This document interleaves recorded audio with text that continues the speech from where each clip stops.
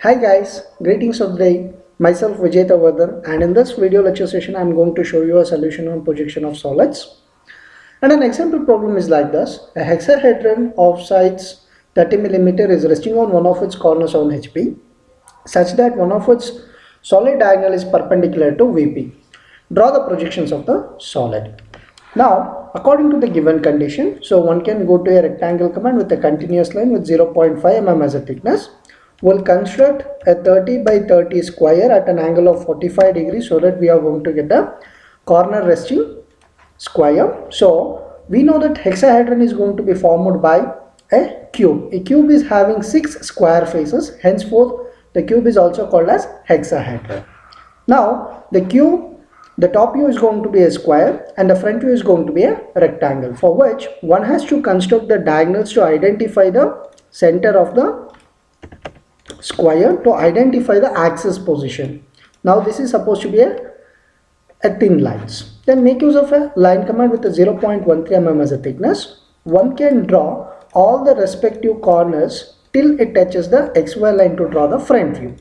Now we know that in the front view, the hexahedron is going to be a rectangle with respect to this as the maximum width, and the height is known to us as 30 mm. Now one can see that the hexahedron is going to be completed in the front view also.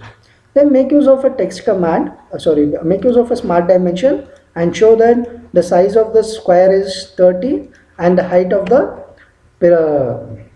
hexahedron is 30 mm. Then make use of a text command, start naming the corners as A as well as A1. And then this corner is going to be marked as B as well as B1. Then this corner will be marked as C as well as C1, and this corner is going to be marked as D as well as D1, and then finally the axis portion O1 is going to be marked. In the same fashion, in the front view, this corner is going to be marked as A1 dash, then we have B1 dash as well as D1 dash, and then we have O1 dash, and then we have C1 dash, and the top base is going to be marked as A dash, then we have B dash as well as D dash, then we have O dash, and then we have C dash. Now the markings is completed in both top and front views as per the requirement and as given in the question. And after which it is stating that one of the solid diagonal is perpendicular to VP. When a line is perpendicular to VP and it must be parallel to HP. Now we shall construct one of the solid diagonals. Now the solid diagonal is going to be taken as A1 dash to C dash is one of the solid diagonal.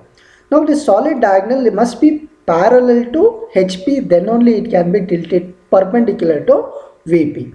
Now for which one has to select the front view, go with the move command, move this front view anywhere above the XY line like this, and after which go for a rotate command, rotate in such a way that this A1 dash and C dash is going to become a horizontal line so that the solid diagonals become parallel to HP now. And after which, using a move command with switching off the copy, the C1 dash is to be located anywhere on the XY line.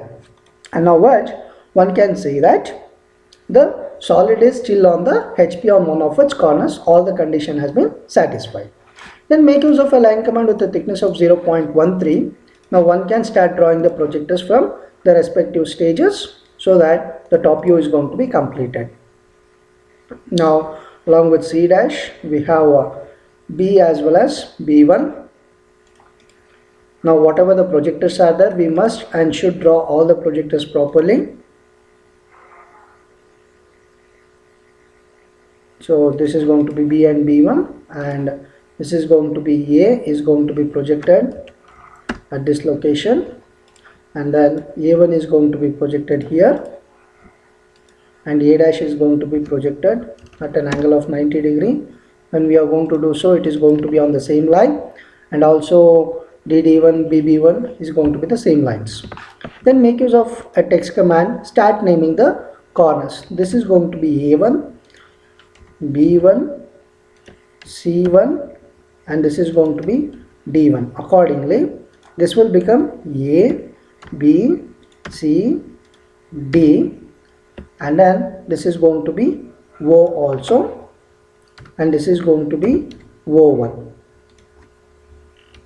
Now one can say that all the projections has been completed. Then make use of a line command with a thickness of 0.5 and a continuous line. Complete the boundary. Now A1 to B1, and then B1 to B, then C, D, D1, A1 is going to be the boundary. And after forming the boundary, now the observer is watching this object from the top, hence the top base is nearer when compared to the bottom base. Now the top base is nearer to the observer, hence the top base ABCD is visible, A1, B1, C1, D1 is invisible. So henceforth that base edges A to B, B to C is going to be the visible. Now one has to get the intersection symbol, so we'll switch off the midpoint in the IntelliSketch so that we will get the respective intersection point properly. And then D1 to C1 and C1 to B1 is going to be the invisible edges. Now such of the longer edges which is passing inside the visible base is invisible. So that is C1 is invisible and AA1 is visible. So we'll make that AA1 as visible lines. And then O to O1 is going to be a chain line. So we are going to draw a chain line from O to O1 like this. Now whose thickness is supposed to be 0.13 millimeter.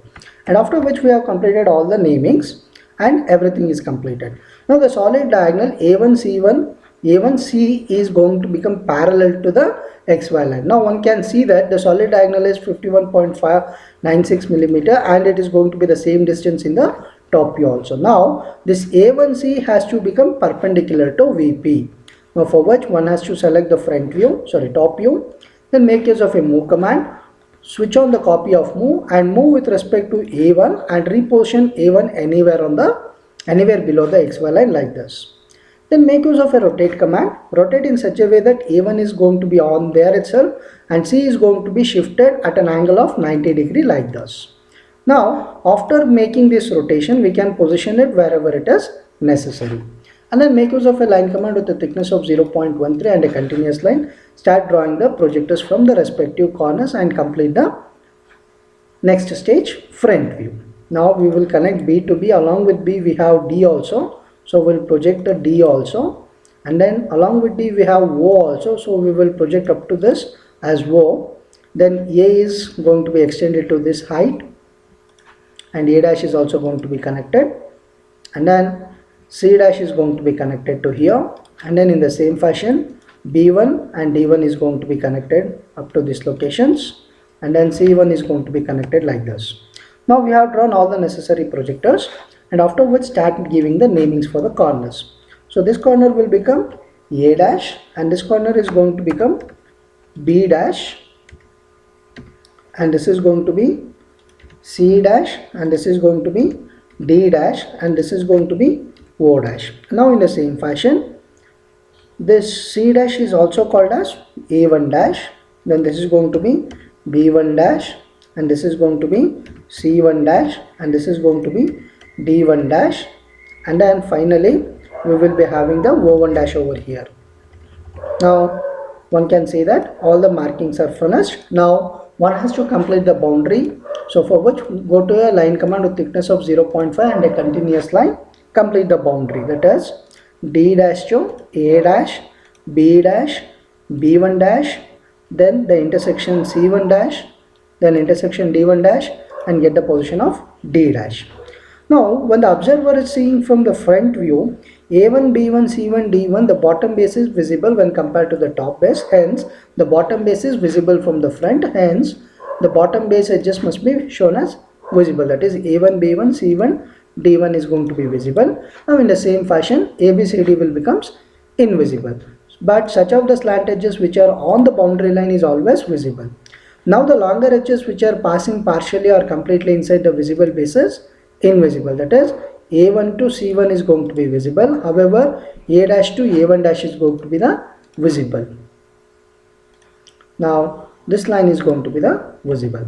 Now the axis is going to be the perpendicular, that is O dash to O1 dash, so axis cannot be represented there. Now one can say that the problem is completed in all aspects according to the given conditions. Now if you have any sort of doubt to solve this problem, please feel free to contact me.